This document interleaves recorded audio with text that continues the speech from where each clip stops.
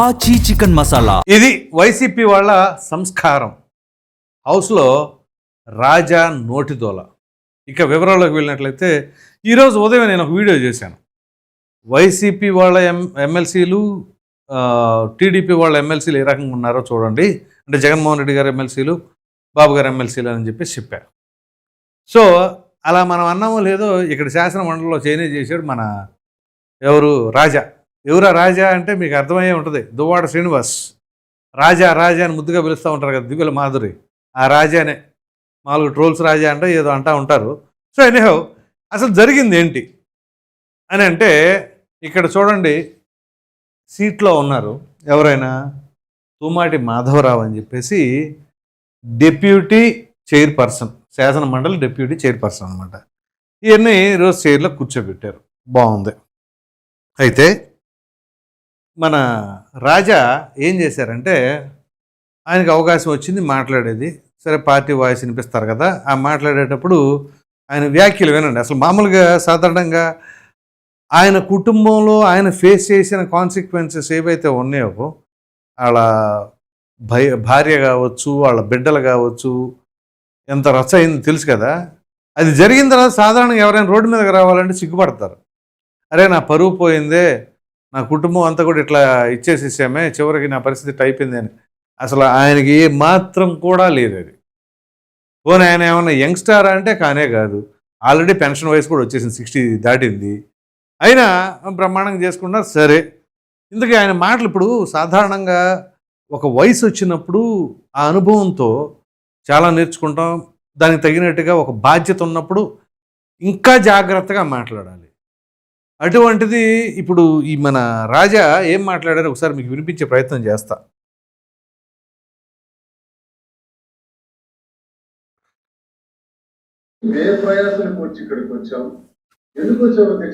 ఎందుకు వచ్చాం? ఓకే, ప్రజలు మనకు తెలియజేస్తున్నారు అధ్యక్ష. ప్రభుత్వం ఏర్పాటు 2.5 సంవత్సరాలు అయింది అధ్యక్ష. వ్యవసాయం సర్వనాశనం చేశారు అధ్యక్ష. ఆ పెద్ద మనిషి వచ్చాడు. ఇప్పుడు ఎందుకు రాడు అధ్యక్ష? దమ్ముంటే రమ్మనండి అధ్యక్ష, మీరు పిలవండి అధ్యక్ష. ఆ సభ ఎవరైతే అగ్రికల్చర్ మినిస్టర్ గా ఉన్నాడు అచ్చెన్నాయుడు అని కూడా ఆంబోత్ అధ్యక్ష, సారీ క్షమించండి, అది గతంలో మీరు పెట్టి. ఇక్కడ చూడండి, ఇప్పుడు ఆయన ఏమన్నాడు,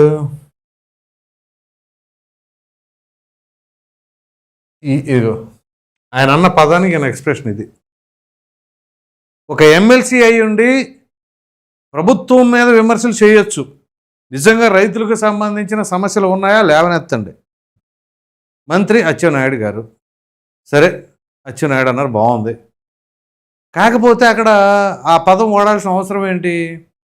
వీళ్ళు మాట్లాడే మాటలు ఇవి. సరే బయట రాజకీయపరమైన విమర్శలు చేసుకోండి, హౌస్లో ఎందుకు ఇట్లాంటివన్నీ కూడా? ఇదే కదా దరిద్రం. పోనీ వాళ్ళు మాట్లాడట్లేదంటే వాళ్ళు మాట్లాడినా తప్పే, మీరు మాట్లాడినా తప్పే, ఎవరు మాట్లాడినా తప్పే. ఎవడ సొమ్ము ఖర్చు పెట్టుకొని మీరు శాసన మండలిలో ఇష్టం రీతిగా మాట్లాడుతున్నారు? ప్రజలే కాదా? మేము కట్టే పన్నులు కాదా? మేము కట్టే పన్నులతో మీ ఇష్టం రీతిగా ఏది పడితే అది మాట్లాడతానుక మిమ్మల్ని పంపిస్తుంది శాసన మండలికి. ముందు మీ నాయకుడు కూడా ఉండాల. ఈ రకంగా మాట్లాడే ఎవరైనా సరే, అది ఎమ్మెల్సీనా ఎమ్మెల్యేనా ఎవరైనా, ముందుగా ఆ నాయకులు కూడా వాళ్ళకి బుద్ధి చెప్పాలి. పోనీ ఈ మన ఎవరైనా దువ్వాడ రాజా మచ్చలేని నాయకుడా? పోనేమన్నా మచ్చలేని నాయకుడు అయితే శంషేర్గా ఎవరినైనా ఏదైనా మాట్లాడుతున్నాడు అనుకోవచ్చు. వాళ్ళంతా మచ్చలే కదా, మనవాడు చేస్తున్న దానికి ఎవరినైనా చెప్తారు. మామూలుగా ఫేమస్ కాదు. దేనికి ఫేమస్? ఎవరైనా ఒక ప్రజాప్రతినిధి అంటే ప్రజలకు సేవ చేసి ఫేమస్ అవుతారు. ఈయన అందుకు కాదు ఫేమస్ అయింది, రీల్స్కి, ట్రోల్స్కి, వాటికే ఫేమస్ అయ్యాడు. మరి అటువంటి ఆయన ఇవాళ వచ్చి ప్రజా సమస్య మనం ఎందుకు వచ్చామని చెప్పి పిలిపించండి అంటే పిలిపించండి. అక్కడ జగన్మోహన్ రెడ్డి గారిని అసెంబ్లీకి, ఇక్కడ అచ్చెన్నాయుడు గారిని పిలిచి ఆయన వస్తున్నారు, మీరు కావాలంటే మాట్లాడతారు, ఇవాళ కదా రేపైనా ఉంటుంది. జగన్మోహన్ రెడ్డి గారు ఇప్పటివరకు రాలేదే, మీరే అంటున్నారు 2.5 సంవత్సరాలు అయిందని. అవ్వలేదు 2.5 సంవత్సరాలు కూడా, 2 సంవత్సరాలు 2 నెలలు గడిచింది. సరే మీరు అంటున్నట్టుగానే 2.5 సంవత్సరాలు అయింది. ఆ 2.5 సంవత్సరాల నుంచి జగన్మోహన్ రెడ్డి గారు ఎందుకు రాలి అసెంబ్లీకి? మీరు పిలవండి, మీరు పంపించండి. మీకు ఎలాగో అవకాశం లేదు, మీరు ఎమ్మెల్సీ కాబట్టి. జగన్మోహన్ రెడ్డి గారు మీరు అక్కడికి వెళ్ళండి, మీరు అక్కడికి వెళ్తే మేము ఇక్కడ దమ్ముగా మాట్లాడగలుగుతాం, మీరు అక్కడికి వెళ్ళలేనప్పుడు మేము ఇక్కడ ఏ రకంగా మాట్లాడాలి అన్న ఆలోచన కూడా పోనీ వీళ్ళకేముండదు. వీళ్ళు ఎంతసేపటికి కింద పడినా నాదే పైచాయి అనే తరహాలో మాట్లాడుతూ ఉంటారు. సో దానికి తగినట్టుగా ఈయన తోమాటి మాధవరావు గారు ఈ శాసన మండలి డెప్యూటీ చైర్పర్సను, ఆయన అన్నప్పుడు ఈయన నవ్వటం ఏంటండి? అసలు హౌస్లో ఆ సీట్లో ఉన్నప్పుడు ఎంత హుందాతనంగా ఉండాలి. రాజకీయ పార్టీలకు అతీతంగా ఎవరు అభ్యంతరకరమైన మాటలు మాట్లాడినా అది ఖండించాలి. సరే, అది అభ్యంతరకరమైన పదం కాదనుకుందాం ఆయన దృష్టిలో, కానీ నవ్వడం ఏంటి? ఎంత బ్యాలెన్స్డ్గా ఉండాలి అక్కడ. అంటే అది జోకా? ఇప్పుడు మన రాజా అక్కడ జోక్ వేసాడనమాట, ఈయన నవ్వుతున్నాడంటే ఆయన జోకు. సో ఇక అది జోకులు, రీల్సు అంటే మనం ప్రజలకి సంబంధించిన సమస్యలపైన వాటి గురించి ఏమి ఉండదు. ఇక ఈ అంశమే మనకు కావాలి. అవతల వాళ్ళని వ్యక్తిత్వ హననం చేయాలి, లేకపోతే బాడీ షేమింగ్ చేయాలి.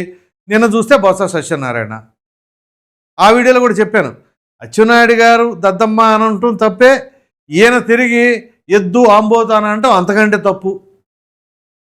వీళ్ళు ఇంకా ఏ రకంగా మాట్లాడారో తెలుసు కదా మనకి. గత ప్రభుత్వంలో అసెంబ్లీలో అదే మొన్న తాజాగా బెయిల్ మీద వచ్చాడు కదా సీదిరి అప్పలరాజు, ఏం మాట్లాడాడు? అధ్యక్ష, అదేం అధ్యక్ష, ఆ మనిషికి అల్జీమర్స్ వచ్చింది అధ్యక్ష అని చెప్పేసి అన్నాడు. చివరికి అల్జీమర్స్ ఎవరికి వచ్చింది మొన్న తేల్చారు, అక్కడ రిమాండ్ ఖైదీగా ఉన్నారు కదా.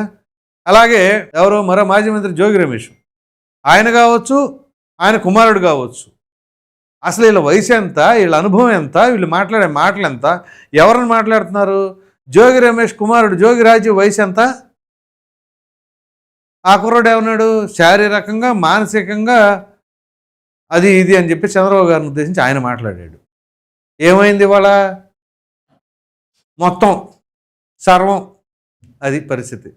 సో ఎవరైనా ఎప్పుడైనా మాట్లాడేటప్పుడు వ్యక్తిత్వ హననాలకు పాల్పడకుండా ప్రజాస్వామ్యబద్ధంగా ప్రజలకు ఉపయోగపడేలాగా ప్రజా సమస్యల పట్ల మాట్లాడాలి. కానీ వీళ్ళు ససేమిరా అవి రావు, ఎంతసేపటికి వ్యక్తిత్వ హననాలు తప్ప వేరే అంశాలే లేవనెత్తరు. అలా అన్నప్పుడు మరి ఈ దువ్వాడ పరిస్థితి ఏంటి? తెల్లారైతే రీల్స్, షార్ట్స్ ఈ వాటి మీదే తప్ప ప్రజా సమస్యలు పట్టవా? మరి ఈయన ఎంత ఇదిగా మాట్లాడాలి అప్పుడు? ఈయన వ్యక్తిత్వ హననం చేస్తే ఈయన్ని ఇంకే రంగం చేస్తారు? కానీ ఎప్పుడైనా కూటమి పార్టీ వాళ్ళు ఎవరైనా చేశారా? వ్యక్తిత్వ హననానికి పాల్పడ్డారా? మీ గురించి ఏదైనా అన్నారా? అనలా. కానీ మీరు మాత్రం ఎగేసుకుంటా వాళ్ళని వీళ్ళని ఎలా పడితే అలా మాట్లాడతారు అని చెప్పేసి కూడా సోషల్ మీడియా వేదికగా చర్చలు జరుగుతూ ఉన్నాయి. సో వీళ్ళ వల్ల ఏం ఉపయోగం లేదు అని చెప్పేసి అని కూడా మరికొంతమంది అభిప్రాయపడుతూ ఉన్నారు. సో అసలు ఇప్పుడు అంతెందుకు, కింద కామెంట్లోనే చదవండి. ఈయన వయసు ఎంత, ఈయన ఇది ఎంత, ఈయన చేస్తుంది ఏంటి, ఈయన ఉన్న పదవి ఏంటి అని చెప్పేసి. ఇక్కడ చైర్పర్సన్ సీట్లో ఉన్న వ్యక్తే నవ్వుతూ ఉన్నాడంటే ఇంకా అక్కడ మాట్లాడిన వ్యక్తి ఏముందిలేండి పెద్ద లెక్కేసుకోవటం. ఎందుకంటే వాళ్ళ చివరికి ఈ హౌసుల్లో ఎలా తయారైపోయిందంటే, అరే ఒకప్పుడు ఎంత హుందాతనంగా విమర్శించుకునేవాళ్ళు, ప్రశ్నించేవాళ్ళు, దానికి సమాధానం రాబట్టుకునేవాళ్ళు, ఆ స్పీకర్ పదవిలో ఉన్న వాళ్ళు కానీ ఇక్కడ చైర్పర్సన్ కానీ చాలా హుందాకరంగా రాజకీయ పార్టీలకు అతీతంగా చాలా బ్యాలెన్స్డ్గా చూసేవాళ్ళు. కానీ వాళ్ళు లేదు ఆ పరిస్థితి. ఎందుకంటే మొన్నటిదాకా స్పీకర్గా చేసిన ఆయన ఉన్నారు కదా తమ్మినేని సీతారాం, ఆయన కూడా పారిపోయారు మొన్న, అబ్స్కాండ్. ఇదే తమ్మినేని సీతారాం స్పీకర్గా ఉన్న సమయంలోనే ప్రెస్ మీట్ పెట్టి చంద్రబాబు నాయుడు గారిని ఉద్దేశించి ఏంటది ఆ బ్లాక్ కమాండేషన్ పక్కన పెడితే ఫినిష్ అని చెప్పేసి అన్న వ్యక్తి ఆయన. సో ఆ స్పీకర్ పదవికే కళంకం అట్లాంటి మాటలు. కాబట్టి వీళ్ళు ఎందుకో ఇలా వ్యవహరిస్తున్నారు. మన డబ్బులు మనం ట్యాక్స్ ద్వారా కట్టిన డబ్బులతో అక్కడ ఇష్టాన్ని రీతిగా మాట్లాడుకుంటూ సమయాన్ని వృధా చేస్తున్నారు. ఒక సమావేశం నిర్వహించామంటే ఆ రోజు సాయంత్రం ఖచ్చితంగా రివ్యూ చేసుకోవాలి. ఈరోజు మనం నిర్వహించిన ఈ సమావేశం వలన ప్రజల కోసం ఏం తీసుకొచ్చాం అవుట్పుట్, దీనివల్ల ఈ ఉపయోగం జరిగింది, దీనివల్ల ఈ సమస్య పరిష్కారం అయింది, దీనివల్ల ఈ ప్రాంతానికి ఉపయోగం జరిగింది, లేకపోతే ఈ వర్గానికి ఉపయోగం జరిగింది, ఒక యువతరానికో వృద్ధులకో నడివయసు వారికో చిన్నపిల్లలకో ఉపయోగపడే నిర్ణయం ఒకటి తీసుకున్నాం, లేకపోతే అక్కడ అవినీతి జరుగుతుంటే దాన్ని ప్రశ్నించాం అనేది ఒక అవుట్పుట్ తీసుకురండి. ఏమైనా తీసుకొచ్చారా? ఇప్పుడు ఎవరెవరైతే ఇన్నిసార్లు అసెంబ్లీ సమావేశాలు కానీ శాసన మండలి సమావేశాలు కానీ వెళ్ళినప్పుడు హాజరైనప్పుడు ఇదిగో నేను ఈ అంశం లేవనెత్తాను, దానివల్ల ప్రజలకి ఉపయోగం జరిగిందని కనాఖండిగా చెప్పండి. అది చెప్తారా? చెప్పరు.